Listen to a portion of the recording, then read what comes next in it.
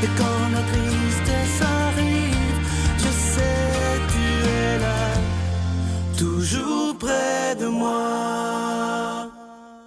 Bonjour, Sœur Angèle. Bonjour, Sylvain. Comment allez-vous? Mais très bien. Vous allez bien? Oui. Vous, ça va jamais mal. Non, je reste très bête, à un moment donné, vous me disiez ça va mal. Monsieur. Non, mais c'est parce que je me dis c'est pas nécessaire. C'est des fois, il y a des affaires qui sont pas comme tu veux. Et on faut tourner de bord et pour que ça marche. Voilà. Et c'est comme ça. C'est quand ils disent « t'es malade ». Ben voyons donc. Tu peux être mieux. Prends un petit gorgée d'eau, fais quelque chose. Bonjour, bienvenue dans votre Bonjour. émission La Victoire de l'amour. J'espère que vous allez bien aujourd'hui. Aujourd'hui, je reçois un jeune homme, Pierre-Luc Bordelot. Vous allez voir, peut-être que vous allez le reconnaître. Il était avec nous il y a quelques années. Il a un très beau témoignage de foi. Et l'homélie sera faite avec un de ses amis, d'ailleurs, le père, l'abbé Éloi Gillard, qui a un talent magnifique, un joueur de hockey et de piano. J'ai su ça tantôt en plus. Oh. Et la chanson. Vous allez voir, ça, hein? On a vu les répétitions. Ah, là. Préparez-vous, c'est de toute beauté. C'est les sœurs fils aimés. Imaginez quatre jeunes filles. Oui, mais ce et ne sont pas des leur... sœurs. C'est pas des sœurs comme Non, moi. non, c'est des... non. Et c'est leur mère qui est au piano. Vous allez voir une chanson absolument magnifique. À tantôt, ça. À tout à l'heure. Salut, Pierre-Luc. Salut, Sylvain. Ça va bien? Ça va très bien, toi? Oui, très bien. J'aimerais qu'on recule dans le temps. S'il te plaît, oui. Le décès de ton père à 15 ans. Ouais. Qu'est-ce que ça fait un adolescent? Ça sait pas trop comment vivre ça, un décès d'un parent. C'est comme ça que je me sentais à l'époque. J'étais un petit peu perdu, à t'avouer. Pas vraiment de ressources. Comment on fait ça pour vivre un deuil? Étais-tu proche de ton père? Pas beaucoup. Mes parents sont divorcés, j'avais 3-4 ans. Je me souviens pas quand ils se sont divorcés. Puis, par la suite, mon père était devenu... C'est plate un peu de dire ça comme ça, mais c'était quasiment comme un guichet automatique. C'est-à-dire qu'il me donnait de l'argent quand j'avais besoin de temps en temps, puis on se voyait pas beaucoup. Okay. Un père de notre génération, en tout cas moi de la mienne, qui ne sait pas trop comment l'être quand même, mais qui m'a transmis des bonnes valeurs du sport, par exemple. De l'humour aussi, il y en avait pas mal. Mais cancer, à l'âge de 46 ans, il décède. C'est fulgurant, là. Il apprend qu'il y a un cancer au mois de septembre, puis ensuite, décembre, il décède. Là. Les gens connaissent peut-être ça à la maison, ces situations-là. Plus on est jeune, hein, plus le cancer est varié. Je ne sais pas comment réagir et je dois t'avouer qu'encore aujourd'hui, je ne sais pas si j'ai tout franchi les étapes du deuil. Mais j'ai progressé. Je ne sais pas si... j'ai complété, par contre. Mais ça a été difficile. Ça a été difficile de perdre un père que j'ai pas connu, en fait. Voilà. Et ta mère, tu dis que c'était pas facile, ta mère? Bien, au début, c'est une chance qui était là, par contre, quand j'ai perdu mon père. Mais par la suite, le jeune ado que j'étais, donc 15, 16, 17 ans, 18 ans, a commencé à grandir et s'apercevoir que ma mère... Elle avait des sauts d'humeur, c'était compliqué. Et aujourd'hui, on ne l'a jamais diagnostiqué, mais je pense qu'aujourd'hui, on peut dire qu'elle avait des troubles bipolaires, certainement. Okay. C'était une femme qui aimait, mais qui aimait comme jamais. Mais je dis ça souvent, elle donnait ce qu'elle n'avait pas. Alors, est-ce qu'elle est encore vivante, ta mère? Non, elle est décédée, elle aussi. J'avais 29 ans, tout juste avant la trentaine. Tu es vraiment orphelin. À l'âge de 30 ans, assez précisément, je ne sais pas s'il y en a qui ont vécu ça, là, mais moi, j'étais orphelin de mes parents et de mes grands-parents. C'est-à-dire que le passé, là, la lignée est fauchée. Quand même, hein? Est fauchée, la lignée, ouais. Ça fait mal. Ouais. Parce que tu n'as pas à qui te confier quand même la famille, c'est assez important. J'ai une sœur que j'aime et avec qui j'étais en appartement pendant mes études, tout ça, puis on s'est forgé un lien qu'on conserve encore aujourd'hui. C'est plus qu'une sœur, c'est une grande amie, une confidente. Et elle est devenue une mère pour moi, on n'a pas eu le choix, finalement. Et je suis devenu un peu comme un père pour elle. D'ailleurs, quand elle s'est mariée, son fiancé de l'époque m'a demandé à un moment donné, ça te dérange-tu si j'épouse ta sœur? Tu te donnes une idée. Puis je me dis, oui, c'est correct. Je faisais mon frère protecteur un peu. Mais voilà à 30 ans, en plus, j'avais une relation à l'époque, c'était complété. À 30 ans, j'avais pas d'avenir ni de passé. Au niveau de la famille, en tout cas, à part ma sœur. Ça a été des constats assez difficiles. J'ai vécu beaucoup de colère, de frustration. Et je ne savais pas trop comment vivre ça autrement. Et à un moment donné, il y a eu cette rencontre avec le prêtre qu'on va voir tantôt. Ah oui, avec Éloi. Comment tu as découvert la foi? Qu'est-ce qui a fait que cet homme-là a changé ta vie? Bien, d'abord, revenons à ma mère pour dire que malgré tout, elle m'a légué quand même un appétit pour la vie spirituelle. Et ça, c'est bien important. Elle était dans l'ésotérisme, elle était dans les affaires un peu pas trop claires, là, que tu as peut-être déjà connues, je pense, en plus, on a déjà témoigné. Mais, somme toute, ça lui a laissé... Au moins, il y avait une recherche. Une curiosité, exactement. Une recherche pour la vérité, pour la liberté. C'est mieux ça que rien. C'était tout croche, mais au moins, il y avait quelque chose. Et ça m'a laissé quelque chose, un désir qui n'était pas assouvi. Et voilà qu'à un moment donné, je joue au hockey dans la rue, c'est quoi de le dire. On était dans un stationnement d'un CLSC, on n'avait même pas le droit de jouer là. Et il y avait un grand gaillard qui jouait, puis on s'entend que quand on joue une gang de gars au hockey, Sylvain, on n'a pas toujours des mots les plus glorieux. Et là, éventuellement, j'en sors 3-4 comme ça en ligne, hein, parce que j'ai manqué ma passe, c'est mon but. Et là, il y a un de mes amis qui dit « Hey, Pierre-Luc, fais attention à ce que tu dis, là, tu sacques pas mal. » Puis lui, il sac encore plus que moi qui me dit ça. Je dis « C'est quoi ton problème? Toi aussi, tu sacs? » Non, c'est parce que le curé est là puis il joue avec nous autres. Ah oui. C'est qui ça? Puis il me pointe un grand gaillard, 6 pieds 2, les cheveux blonds. Oui. Il est assez colosse, tu sais. Et avec des espèces de mollets sportifs, là. Puis il avait plus l'air d'un athlète que d'un curé. Je fais, qu'est-ce que c'est ça? C'est un curé. Et le soir même, quelle audace, il nous a proposé d'aller... Les gars, avez-vous déjà vu votre presbytère? Ça vous tente-tu de visiter ça, un presbytère? Je vais vous montrer ça, vous allez voir. Puis il joue du piano aussi. Oh oui, je l'ai entendu. Il nous a montré qu'il joue du piano. Et ça n'avait pas l'air louche, peu importe ce qu'on peut en prendre, qu'on peut comprendre de ça. Non, ça avait l'air juste simplement sympathique puis agréable. Puis c'était comme assez original, on s'entend, là, pour des gars comme nous autres à l'époque. Puis rapidement, il m'a posé une question, parce que là, de fil en aiguille, on s'est rencontrés. Et il a dit, « Pierre-Luc, est-ce que tu es heureux? » La question. Est-ce que tu es heureux? Je ne sais pas trop quoi dire à ça. Puis après ça, as-tu des modèles dans ta vie pour te rappeler le bonheur? Comment être heureux? J'avais 18 ans à l'époque. En fait, j'allais avoir 18 ans, j'avais 17 ans et ça me travaillait. Ça me travaillait. Et là, au début, je n'avais pas trop quoi répondre à ça. J'avais aucune idée de ce que c'était la foi. Et j'avais des images de l'Église, des prêtres, tout ce que tu voudras, là, que c'était incroyable, comment c'était loin de ma réalité. Ma spiritualité s'approchait du film de Star Wars, là, que la force soit avec toi. C'est à peu près comme ça que je l'avais. Là, mais voilà qu'il me posait encore des questions et encore des questions. Puis surtout, Sylvain, une chose très importante, il est resté là. Il était présent. Et éventuellement, il a fini par faire une chose qui m'a fait adhérer à la foi. Il a fini par croire en moi plus qu'en moi-même, que moi, je croyais en moi-même. Et ça, là, moi, je trouve que c'est la présence de Dieu dans ma vie. Ah, ben oui. J'ai une présence, moi, dans ma vie, là, Dieu, la foi, qui croit en moi plus que moi-même. Parfois, je peux croire en moi-même, là, parce que je suis limité, je suis insécure, j'ai des caprices, mauvais caractère, tu sais. J'imagine que toi aussi, t'es comme ça un petit peu. Oui. Bon, on s'entend, alors, on est limité. Mais... Parce qu'on a l'air bien fait comme ça à la télé, là. C'est ça. Des fois, ma femme pourrait témoigner que je perds patience, tu sais. Mais, somme toute, en tout cas, ça me rappelait que je suis un être limité, que j'ai une soif de l'illimité et que Dieu seul peut répondre à ma soif. Mais ça a pris du temps avant que j'y admette ça à ce curé-là, à ce Éloi en question. Parce qu'il m'a reposé la question. Puis à un moment donné, j'ai senti le vide et ce tout plein m'habiter. Les deux en même temps, ça se cohabite. Et j'ai dit à Éloi, je pense qu'il manque quelque chose dans ma vie. Et c'est Dieu. C'est seulement lui qui peut combler ça. Bon, là, il avait le goût de faire un immense sourire à toutes ces... Ça a duré, je pense, 2 ans avant que je puisse y admettre ça. Il a persisté, puis jamais, là... T'as pas jugé. Exactement. Il n'a pas été respectueux, il a été présent avec moi, il est resté là. Puis des fois, j'en ai sorti des affaires, là, tu sais, qui auraient fait revirer n'importe qui de bord. Mais non, il est demeuré auprès de moi. Et toujours pour me rappeler... En fait, je trouvais qu'il était une page d'évangile vivante, là. Tu sais, dans le fond, Jésus qui demeurait présent auprès de ceux qui le rejetaient. Et qui le rappelait. Puis il finissait par leur dire toujours la même phrase. Hein. C'est « Va, ta foi t'a sauvé ». Tu sais. C'est pour quasiment qu'est-ce qui m'est arrivé. Je trouvais que c'était un beau porte-parole, dans le fond, du message de l'Évangile. Mais qu'est-ce qui... Parce qu'on voit que tu es un homme allumé, là. Mais qu'est-ce qui te touche tant chez l'homme de Nazareth? D'abord, moi, ça a été une foi, puis ça le demeure encore, une foi envers Dieu. Une présence aimante qui me rappelle que j'existe, que je suis précieux pour lui et qu'il m'aime. Ça, quand on peut offrir ça aux gens qu'on aime, même surtout à ceux qu'on n'aime pas, là, c'est incroyable, ça. Ouais. Tu sais, qu'on leur rappelle qu'ils existent. Hein, un itinérant, là, qu'on fait juste le regarder, on prend le temps avec la lui. dignité, là. Exactement. Ensuite, qui sont précieux pour nous et qu'on les aime et qu'ils nous aiment. Et ça, là, Dieu dans ma vie, c'est ça. La présence de Jésus-Christ, c'est le modèle infaillible qui a été jusqu'au bout, qui représente ça. Je ne sais pas des fois si je suis pas plus croyant en Dieu qu'en Jésus, puis des fois je me dis, coudonc Pierre-Luc, c'est la même chose. Là. Mais je me pose encore la question, comment je vais suivre les traces de cet homme-là? Qui est à la perfection. Moi, là, ma foi est basée sur, souvent en tout cas, sur la relation profonde avec une présence aimante. Relation avant religion. Hein? Oui, tout à fait. C'est vrai qu'avant règle, il y a relation, ça c'est sûr. Et... Quoique les règles nous aident à établir de bonnes relations, on s'entend, mais quand même, je trouvais ça... c'est exactement ce que j'ai vécu avec la présence de Jésus dans ma vie. Et je sais que toi, tu as vécu quelque chose à l'abbaye de Saint-Benoît. Moi, ça a été à l'abbaye de Rougemont, où j'ai senti... Il se passe quelque chose dans les abbayes. Allez-y. Je pense que les retraites, là, ça vaut la peine. On déconnecte, on se branche sur l'essentiel.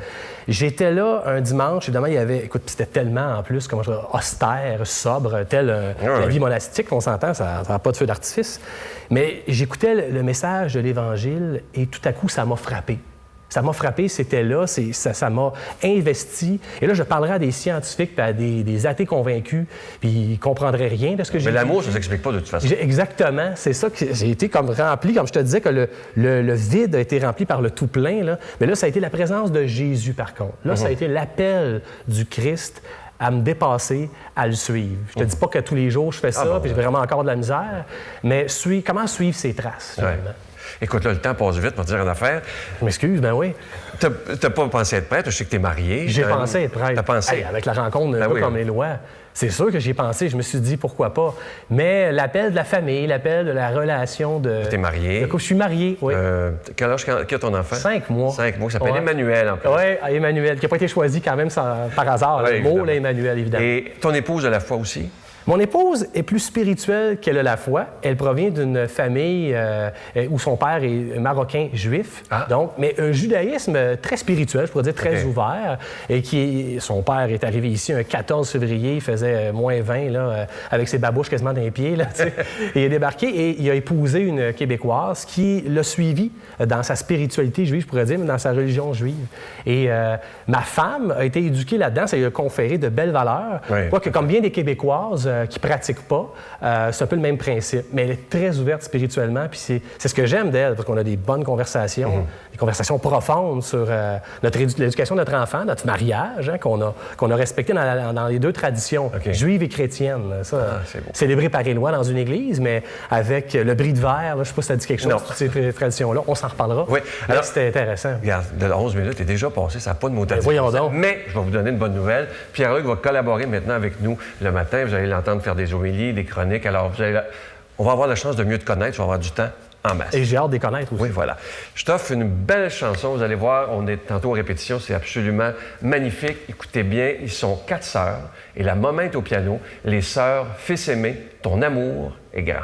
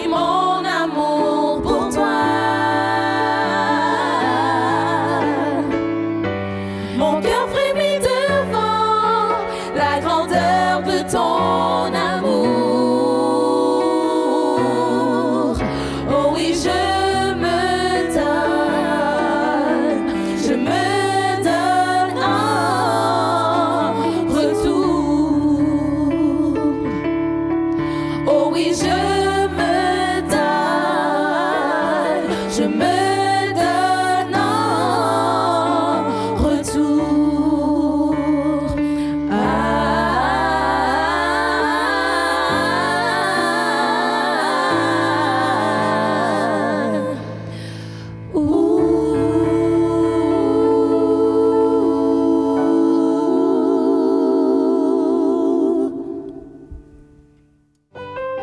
Notre Père qui es aux cieux, que ton nom soit sanctifié, que ton règne vienne, que ta volonté soit faite sur la terre comme au ciel. Donne-nous aujourd'hui notre pain de ce jour. Pardonne-nous nos offenses comme nous pardonnons à ceux qui nous ont offensés. Ne nous laisse pas entrer en tentation, mais délivre-nous du mal, car c'est à toi qu'appartient le règne, la puissance et la gloire pour les siècles des siècles. Amen. Bonjour tout le monde, j'espère que vous allez bien. Simplement pour vous rappeler qu'à la mi-novembre, je serai parmi vous, le Braillon sera parmi vous, pour une retraite basée sur la spiritualité, basée sur la santé, basée sur l'amour. Et je vais vous expliquer, c'est sûr, je vais vous parler de santé, c'est mon domaine, mais surtout de l'importance de la prière sur le cerveau et sur le physique et sur la vie en général. C'est un rendez-vous que je vous donne, j'espère que vous serez des nôtres parce que c'est une retraite extraordinaire. La Victoire de l'amour vous invite à une retraite spirituelle à Edmundston, Nouveau-Brunswick, les 13, 14 et 15 novembre 2015 sous le thème « Dieu est miséricorde, il espère et pardonne ». Venez vivre des moments de ressourcement inoubliables en compagnie de l'abbé Robert Lemire, sœur Angèle, le docteur Gilles Lapointe, Sylvain Charon et Miguel Padilla à l'hôtel Four Points by Sheraton à Edmundston. Réservez rapidement à notre bureau au 514-523-4433 ou sans frais au 1-888-811-92-91. Venez vivre une fin de semaine exceptionnelle, remplie d'amour, de paix et de joie.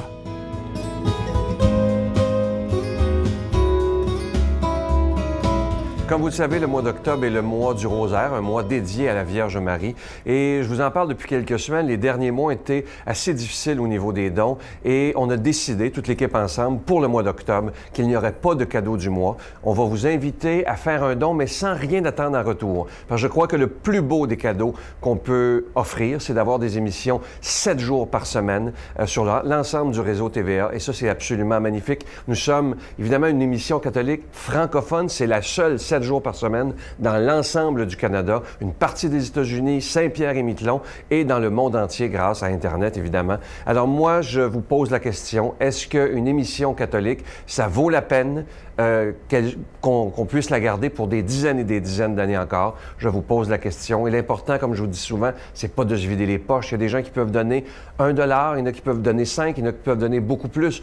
Et si on donnait chacun selon ses moyens, cette émission pourrait durer parce qu'on doit payer pour être à la télévision. Je vous donne l'adresse. La Victoire de l'amour, casier postal 120, succursale Boucherville à Boucherville, le J4B 5E6, je vous la redonne. La Victoire de l'amour, casier postal 120, succursale Boucherville à Boucherville, le J4B 5E6. Également par téléphone, par carte de crédit du lundi au vendredi de 8h30 à 16h30 dans le 514-523-4433, 523-4433 ou sans frais, le 1-888-811-9291, 1-888-811-9291 et aussi sur notre site Internet, le www.lavictoiredelamour.org. Merci de tout cœur de votre générosité.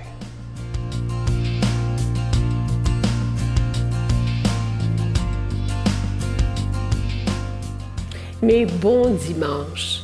Le temps passe et voici, nous sommes rendus au 27e dimanche ordinaire.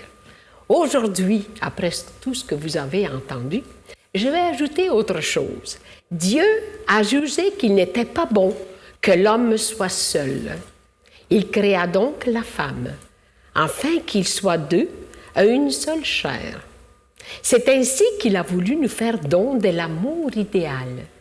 C'est lui qui dure toute la vie. Un amour qui se vit dans la réciprocité et l'égalité. En ce dimanche, prenons le temps de regarder et de reconnaître tout ce qui vous vient de Dieu et rendons-lui grâce. Vous voyez, il nous dit que l'amour infini, il vient de qui? de Dieu. Alors aujourd'hui, comme on parlait de Saint François, on vous dit bon dimanche à tous. Mon Dieu, donnez-moi la sérénité d'accepter les choses que je ne peux changer, le courage de changer les choses que je peux et la sagesse d'en connaître la différence. Amen.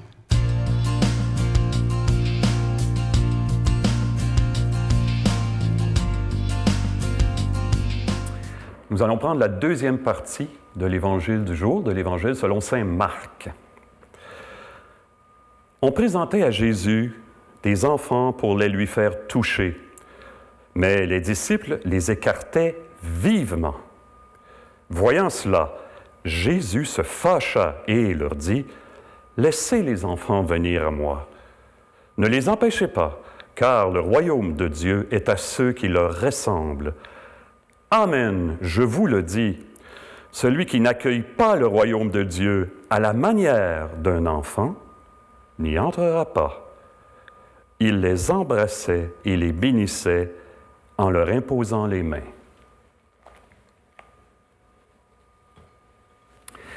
J'ai été souvent invité à aller rencontrer des élèves dans les écoles secondaires, dans les écoles privées en particulier.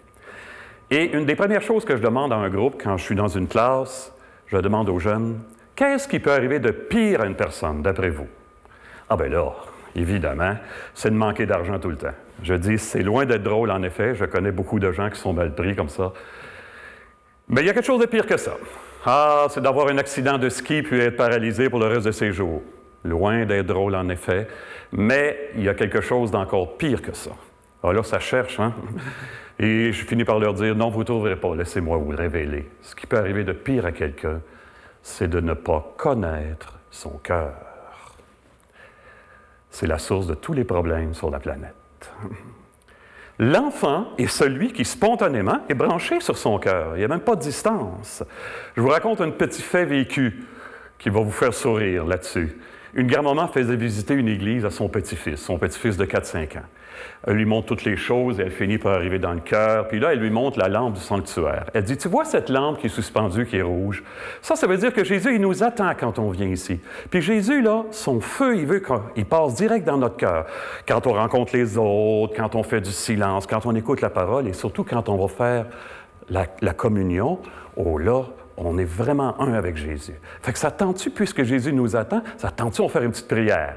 L'enfant dit, c'est correct. Ils s'assoient tous les deux, grand-maman ferme les yeux, le petit-fils regarde grand-maman, il fait la même chose. Après quelques secondes, le petit-fils tire la manche de grand-maman. Et grand-maman, faut-il attendre que la lumière rouge devienne verte avant de partir? Comprenez-vous? Alors, voilà, c'est ça l'enfant. C'est ouvert, c'est vert. Au fond, l'enfant, c'est celui qui a le cœur grand ouvert.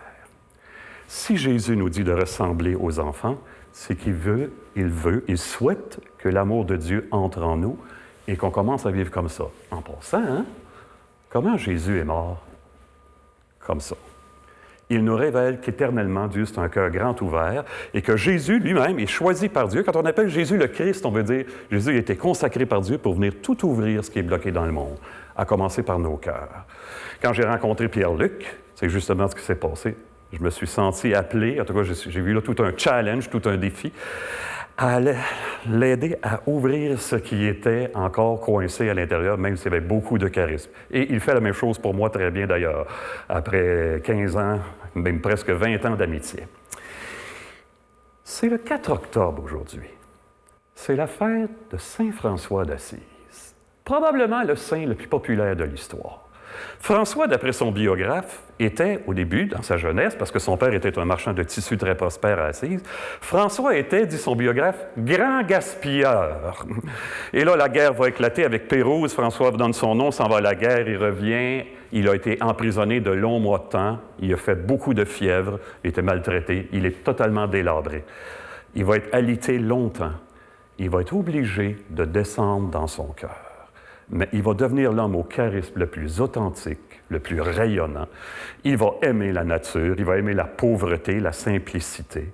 Au fond, qu'est-ce qui arrive avec François? Il a laissé son cœur s'ouvrir et il va croire à l'autre au-delà de lui-même, un peu comme disait Pierre-Luc tantôt. Il va être capable de dire à l'autre, « Ne m'empêche pas de croire à toi-même jusqu'au bout. » Un simple brin d'herbe, on le sait, lui fait prendre conscience de toute la profondeur de l'amour de Dieu pour lui et jusqu'où, justement, on est appelé à se donner. Un jour, j'étais avec une gang de jeunes, on célébrait l'Eucharistie, puis il y en a un dans mon groupe qui résistait un petit peu. Il ne voulait pas trop montrer qu'il voulait pas trop se laisser toucher. En tout cas, c'est ce qu'il montrait. Et à l'échange de paix, je le regarde dans les yeux et je lui dis « Hey, mon homme, tu m'auras pas, hein? Le plus fort, le meilleur de toi est plus fort que toi. Et moi, je vais rester à côté de toi tant que c'est pas ça qui va arriver vraiment. Le meilleur est plus fort. » Eh bien, passer de l'amour, pardon, je me trompe, passer de la peur à l'amour, c'est ça avoir un cœur d'enfant. Ouvrir, et c'est ça le challenge du monde actuel. Que Dieu nous y aide en nous bénissant, lui qui est Père, Fils et Esprit Saint. Bonne vie tout le monde. À bientôt, j'espère. Je vous salue Marie, pleine de grâce. Le Seigneur est avec vous. Vous êtes bénie entre toutes les femmes, et Jésus, le fruit de vos entrailles, est béni. Sainte Marie, Mère de Dieu, priez pour nous pauvres pécheurs, maintenant et à l'heure de notre mort. Amen.